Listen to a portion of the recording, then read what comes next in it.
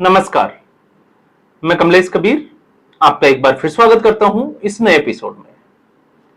आज के इस एपिसोड में हम बात करेंगे सुप्रीम कोर्ट की एक सख्त टिप्पणी ममता बनर्जी को लेकर, और दूसरी हम बात करेंगे पूर्णिया के सांसद पप्पू यादव की।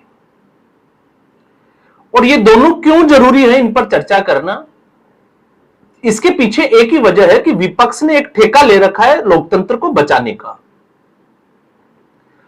कांग्रेस पार्टी की नजर में अगर हम लोकतंत्र की बात करें और संविधान को बचाने की बात करें तो राहुल गांधी उसी संविधान को जेब में रखकर घूमते हैं। ये जेब में रखकर घूमने का मतलब मुहावरे से है। जिसको कानून की, जिसको संविधान की, जिसको देश की मर्यादा की कोई जो है वो परवाह नहीं है। अक्सर वो किसी को भी कुछ भी बोल सकते हैं। इस तरीके का लाइसेंस कांग्रेस पार्टी या राहुल गांधी को मिला हुआ है। कांग्रेस पार्टी के नजरिए से अगर हम लोकतंत्र को बचाने की बात करते हैं तो कांग्रेस पार्टी और राहुल गांधी, दरअसल सच्चाई यह है कि वो लोकतंत्र को बचाने के लिए नहीं, वो इस परिवार को बचाने के लिए लड़ाई लड़ रहे हैं।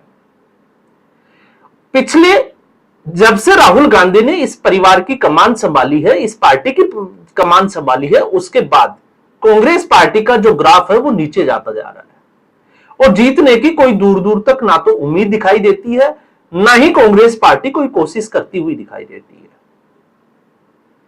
तो जिसको हम लोकतंत्र बचाना समझ रहे हैं वो दरअसल लोकतंत्र बचाना नहीं है, वो गांधी परिवार को बचाना है। इस परिवार को लगता है कि राहुल गांधी इस देश के भावी प्रधानमंत्री है और जनता की ड्यूटी है कि राहुल गांधी को प्रधानमंत्री बनाए। अब जनता समझदार है, वो वोट कर नहीं रही, तो जनता के वोट के बिना राहुल गांधी लोकसभा तो जा सकते हैं क्योंकि लोकसभा के लिए तो उनके पास है।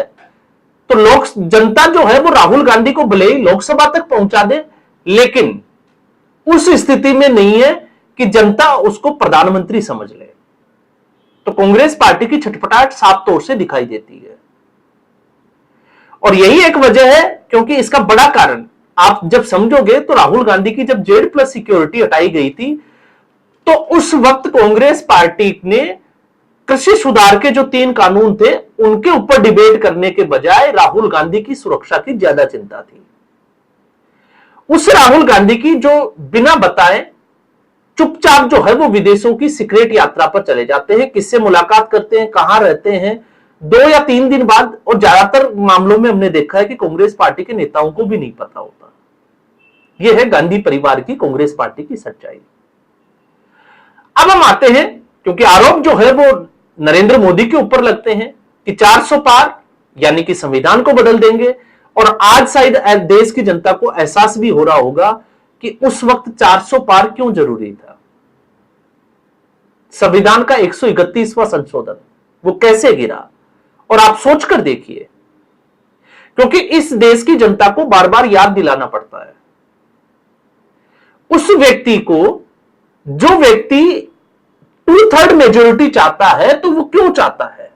वो धारा 370 को हटाने के लिए चाहता है।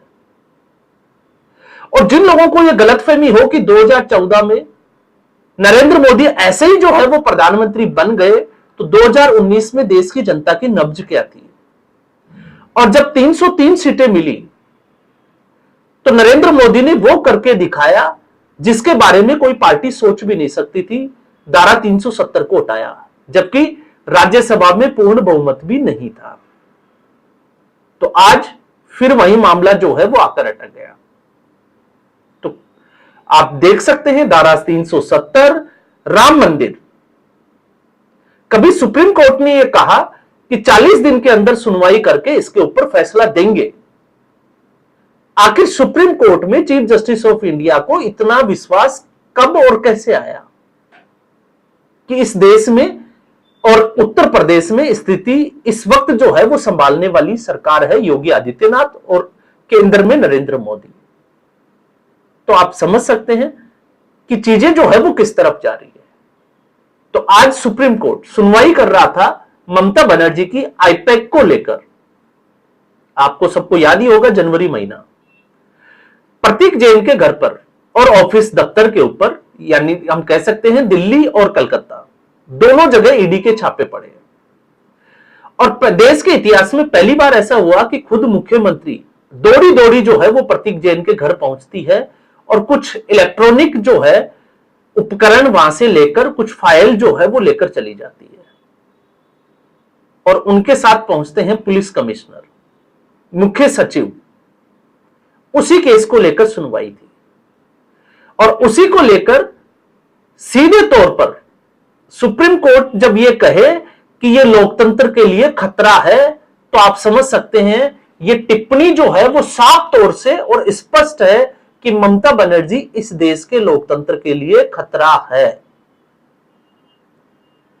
ममता बनर्जी जिस तरीके से, जिस कार्यशैली के साथ काम कर रही है, वो वाकई में जो है वो पिछले कुछ सालों से, अगर आप देखो 2020 के बाद से, तो आपको देखने को मिलेगा कि वाकई जो है वो लोकतंत्र के लिए खतरा है। तमाम तरीके की चीजें, क्योंकि संविधान निर्माताओं ने यह सोचा नहीं होगा कि एक मुख्यमंत्री जो है वो ऐसा कर सकता है। अगर ऐसा सोचते तो शायद इसके ऊपर भी कोई कानून होता। तो संविधान केंद्रीय सूची, राज्य सूची और समवर्ती सूची की बात करता है। तो अब आप सोचकर देखिए कि सुप्रीम कोर्ट ने कितनी बड़ी और सख्त टिप्पणी जो है वो ममता बनर्जी को लेकर की है। अब डिपेंड जो है वो बंगाल की जनता पर करता है कि जनता जो है वो किसको सरकार में लाती है और किसके ऊपर जो है वो भरोसा नहीं दिखाती है। अब हम आते हैं इसके आगे, पूर्णिया के सांसद पप्पू यादव। जिस तरीके से उनके शरीर के ऊपर चर्बी चढ़ी हुई है, लगता है कि बुद्धि के ऊपर भी चर्बी चढ़ चुकी है।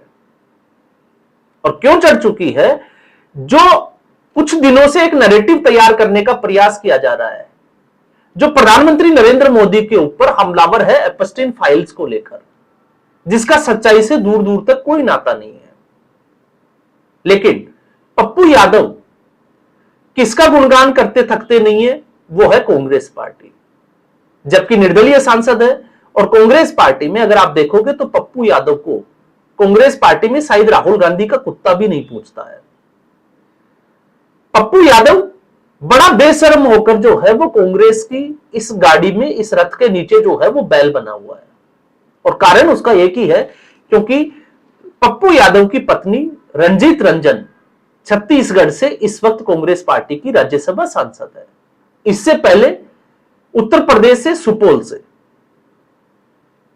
आई थिंक उत्तर प्रदेश से नहीं, बिहार में ही है सुपौल, वहां से वो लोकसभा की सांसद रह चुकी है कांग्रेस पार्टी से।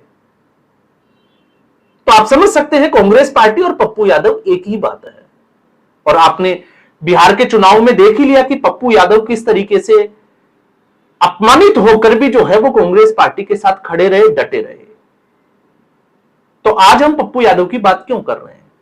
नारी शक्ति वंदन, बीजेपी के ऊपर आरोप लगाया कि बीजेपी जो है वो महिलाओं का सम्मान नहीं करती है। तो कांग्रेस पार्टी पर सवाल ये उठते हैं कि कोई इनसे अगर ये पूछे कि राधिका खेड़ा, जो इस वक्त भारतीय जनता पार्टी की प्रवक्ता है, जो एक समय कांग्रेस पार्टी की वरिष्ठ प्रवक्ता और एक कार्यकर्ता और एक नेत्री, तो छत्तीसगढ़ में उनके साथ जो मीडिया सेल का जो हेड था, उसने क्या किया? शराब का ऑफर तक दिया। जहां पर वो बैठी थी उस कमरे की कुंडी तक जो है वो बंद कर दी गई। राधिका खेड़ा को गालियां तक दी गई और किसी तरीके से वो वहां पर से जान बचाकर भागी। और उसके बाद जयराम रमेश और सचिन पायलट तक को जो है उन्होंने इससे अवगत कराया, लेकिन कांग्रेस पार्टी ने कुछ भी नहीं किया।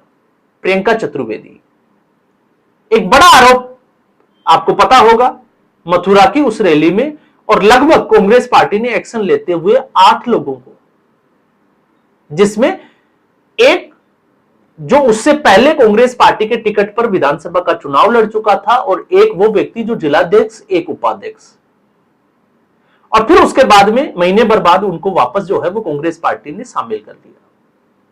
तो प्रियंका चतुर्वेदी कांग्रेस पार्टी छोड़कर चली गई। अलका लांबा, इस वक्त जिस तरीके से तमिलनाडु में कांग्रेस पार्टी की जो महिला अध्यक्ष है तमिलनाडु की, सीधे तौर पर अलका लांबा को यह कह दिया कि वो अपने बॉयफ्रेंड वेणुगोपाल अब आप सोचकर देखिए किस तरीके की टिप्पणी थी। और जिस मीडिया की हम बात करते हैं, एक ऐसा वर्ग मीडिया का, आप दरबारी कहिए, चाटुकार कहिए, जो कांग्रेस पार्टी को कभी भी हारने नहीं देता और कांग्रेस पार्टी कभी जीतती नहीं है।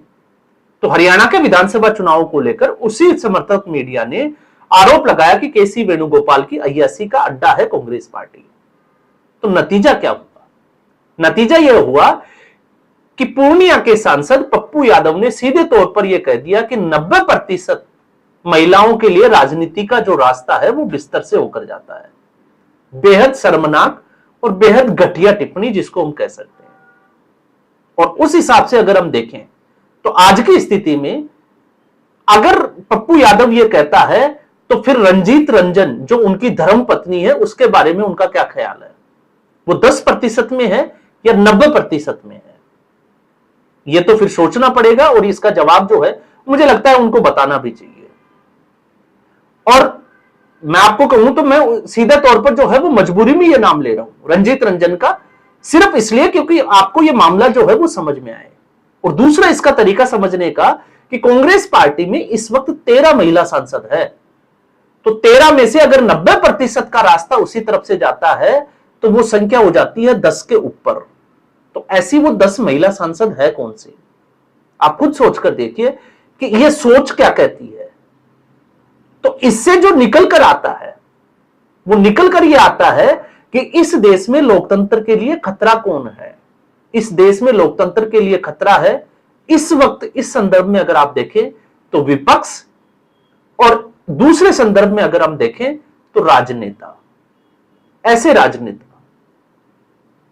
जो इस तरीके का जो है वो टिप्पणियां करते हैं और जिनका दिमाग जो है और वो किसी भी पार्टी का हो, मैं ये नहीं कहता कि कांग्रेस पार्टी का है या पप्पू यादव ही है, ऐसे राजनेता जिन लोगों की सोच ऐसी है, चाहे वो फिर जो है वो जेडीयू का हो, चाहे वो आरजेडी का हो या फिर भारतीय जनता पार्टी का हो। तो आज के एपिसोड में बस इतना ही। उम्मीद करूंगा वीडियो एपिसोड आपको पसंद आया होगा। वीडियो को लाइक करें, शेयर करें, चैनल जरूर सब्सक्राइब करें। धन्यवाद।